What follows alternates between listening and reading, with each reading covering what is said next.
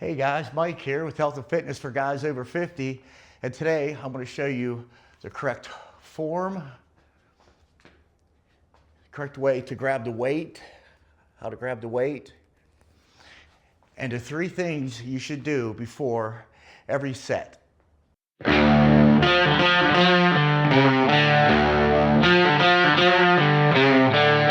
Whenever you start any exercise, obviously you got to know what exercise you're going to do, whether it's for arms or legs. But we're going to take these 2 10-pound dumbbells here and say we're going to warm up. We're going to do some arm curls. First thing we're going to do is we're going to grab the weight. Here's the weight. We're going to take the palm of our hand, put it in our thumb, and wrap our fingers around it. Each hand. Once we have that wrapped around, we're going to get our core engaged. We're going to get a good bend in our legs. We're going to get, like I said, our stomachs engaged, our butts engaged. The only thing that should be swinging is our arms. Nothing's moving, just our arms are moving. So many times I see guys ego lifting in the gym, doing this. Maybe when you're younger it works. It never worked for me. I built my arms by being engaged, like it says, getting a good grip. Hold a good tight form. The form is where it's at. If you're leaning this way and you're trying to curl or you're bent over, your back's gonna hurt, something's gonna hurt. I've done this for 10 years and I've done it wrong most of my life. I said I have a half a foot on one side and missing toes. So it's real awkward for me to get in a position where I could get my core engaged. And I noticed once I kept my head up and got my core engaged, and I start working out, no matter what I did, if I was doing overhead presses, as long as I got my core engaged, and I just moved, like I said, my shoulders here. The only thing that's moving is just my shoulders. Everything's stiff here. If you have bad form, like I said, you're leaning this way or leaning off to this way, you're not gonna get the gains. It's just bad form. Hey guys, how about a thumbs up? Angles. For Brooks and Luna. Different angles hit different portions of your muscle, different lines on your arm. This exercise here, for example, if you see the line on my arm right here, this is working it. I'm just keeping my elbow tight up against my body, dragging it across here. Another thing, when you grab the weight, once you grab it in your hand, you have it wrapped around, you want to keep your wrist in this form. You don't want it looped like that. I have a bad habit of that too. But when you grab your weight, you have your hand in a slightly bent position with your forearms. If you have a good grip and you have your hands in the right form, I was going to grab the other weight, but if you have your grip, you'll notice you won't need to do forearms. I've never done forearms.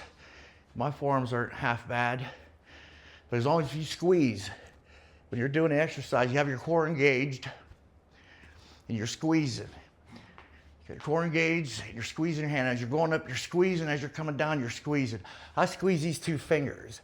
These 2 fingers seem to get the most of my forearm. I don't do forearms. I just practice on that squeeze on both hands. I squeeze it real good right before I get engaged. I get my core engaged. I squeeze, and then I do the exercise. All right, guys. A little sway here. Form. When you walk, you see, well, I have a bad habit of doing this. Pull your shirt. Put your shirt out, your chest out, shoulders back. Feel like someone's hanging you from a string when you walk.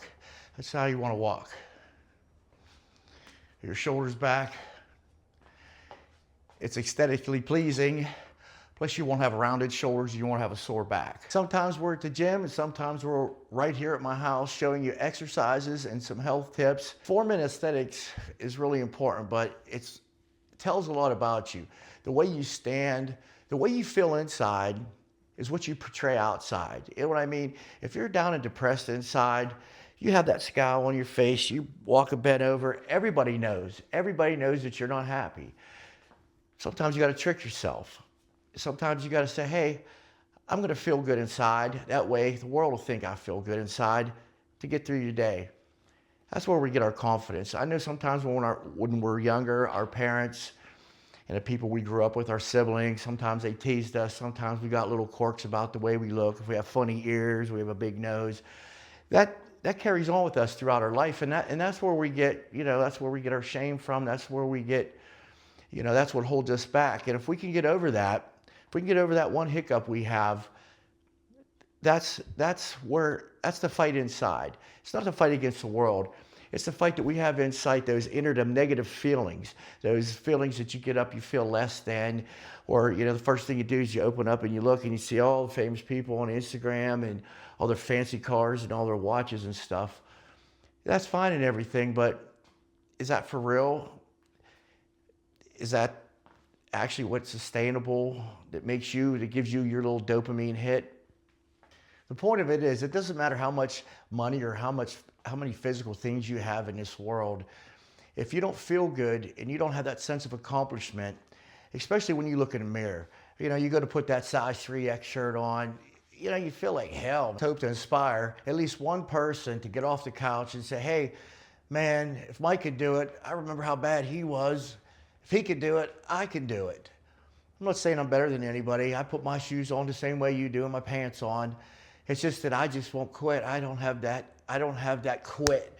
As a man, I feel like I need to produce. Society has pity on children and women, but as a man, if you don't produce and you're worthless. I hate to say that, that's just the way it goes.